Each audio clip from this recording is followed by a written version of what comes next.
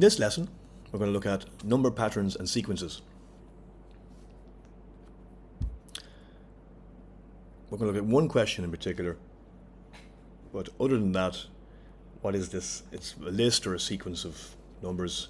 It may even be called a sequence of series. You may have even or odd numbers, linear, quadratic, cubic, or another variation such as Fibonacci. They can be arithmetic or geometric. So there's different parts and different common relationships here. And really it's a kind of maths where you just practice it and you'll see trends. If I were to say to you, here's a sequence J, F, M, A, a lot of students won't understand. They won't see the connection. It's not really about your intelligence. I think it's just about practice. And you see patterns, just like all maths, of course, but you see the connecting aspects. So J, F, M, A is, the months of the year. And from then, of course, if I gave you the days of the week, M, T, W, T, and something like that, you would know that then. You would see the pattern. Let's have a look. So we have a table that shows 5 terms of sequences A, B, and C. Sequence A, let's have a look. Okay. Just to do a little drawings here and there, but just 0 to 1, 1 to 4, 4 to 9, 9 to 16. These are our square numbers. Again, that just takes a little bit of, if you've never seen it before, you'll see these connections as you go along when you do more questions. Next one. We're completing the table here. 4, 5, 6, 7, 8. That should be okay. Hopefully. -4 to -4. That's a bit odd. Let's put in our, so we've no difference there. +2, so 2. There's a difference there. 4, 6, and I suppose, seeing the trend or pattern, we get 16. That's our table done there. 3 marks. Find an expression for the nth term of sequence A. Initially, I'd be thinking, well, it's square numbers, so n squared, yeah? But always just think and make sure you understand what you're doing. What's our first term? Always think about what is our first term. It isn't 1, it's 0. So our answer is, in fact, n minus 1 squared. And when you get an answer like this, always test it back. Check it on the 3rd term and the 6th term. Check it on 2 of them, just to make sure. N minus 1 squared. Sequence B, again, seems quite simple. Oh, it's +1. N plus 1. But look a little deeper. The first term is 4. So it's n plus 3. Again, just check it. A 3rd term is 6. 3rd being designating the number 3. 3 plus 3 is 6. Again, just keep practicing these questions, checking your numbers like that. Part C, we have find the value of n when the nth term of sequence A is 576. So this is our square numbers. N minus 1 squared in brackets there. Let's jump down. That's these answers. Okay, there's answers over there. Never mind. 576. So n minus 1 squared is equal to 576. Let's multiply all that out. So n minus 1 times n minus 1.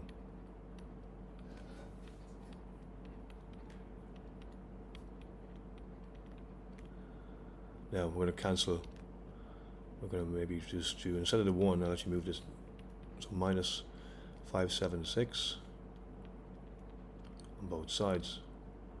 So I end up with n squared minus 2n minus 575 is equal to 0.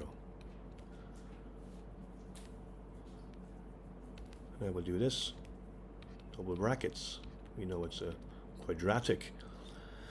Our b, so ABC, our b and 2n minus 2, it's a small number, and we have a very large multiplier, so 575. What times what is 575? 5 times, okay. 25, better. You can use your calculator, I imagine, for this. 25 times what? Let's have a look. 23. And does that work? It does.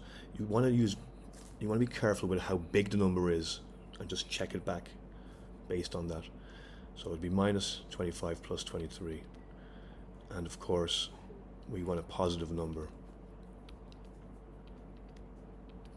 So n is equal to 25.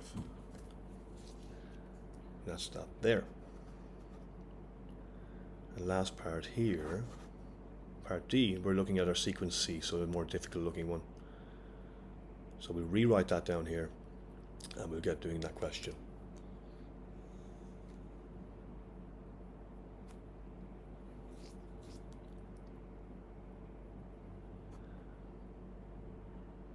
Okay, find an expression for the nth term of sequence C. Let's just hope I remember. It's minus 4, minus 4, minus 2, 2 and 8, wasn't it? We'll look at the differences of this now. We already did this on the initial part. We have to go further. So we had 0, 2, 4, 6, 8. That's our first difference. Let's call that D1. Now, we have a second difference. We can see that here, and it's hopefully consistent. So we have plus 2. So we have a plus 2 there. And that's our second difference. With quadratics, you can look at this part over here, where I have, instead of ax squared plus bx plus c, I have it in terms of number patterns. So an squared plus bn plus c, and I've replaced then the n with the terms, so 1, 2, 3. We just really need to look at the first two terms here to see how it works. So you end up with an nth term rule for each, and then you can look at the first difference and second difference. For a quadratic, second difference would be 2a. So in our particular question, you may have like 2a equals 1. So a, in this case, signifies that we're going to have half. So a equals 1/2. We're going to have half of whatever the quadratic was given. The second difference, I should say. And you can look at this in a little bit more detail yourself. So it's not 2n squared, it's n squared. And if you're using quadratics, that's okay. That's what the rule is here. If it's cubics, the difference would be 6. You can practice that, investigate that yourself. We may even look at it in a future video. So n squared is our first part, so we can kind of go back now and do a second step. So this needs a little bit of practice, but just checking it here will give you an idea of how it works. So there's our original sequence, and now I'm going to put in the n squared that we got. So that's our first term part there. Put it in green. So what are square numbers? 1 squared, 2, 3, 4, 5. And from there, I'll just put a line just to signify that. So I'll do it in red here. Minus 4 minus 1. Be very careful here. I've often seen a minus 3. So minus 5. Minus 8. So minus 4 minus 4. Minus 11. Minus 14.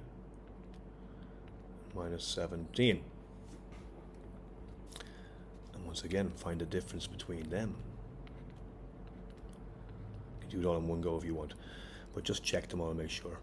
So it's minus 3, minus 3. So minus 3n is our next part. So I'll put the final answer down here, which we haven't finished yet.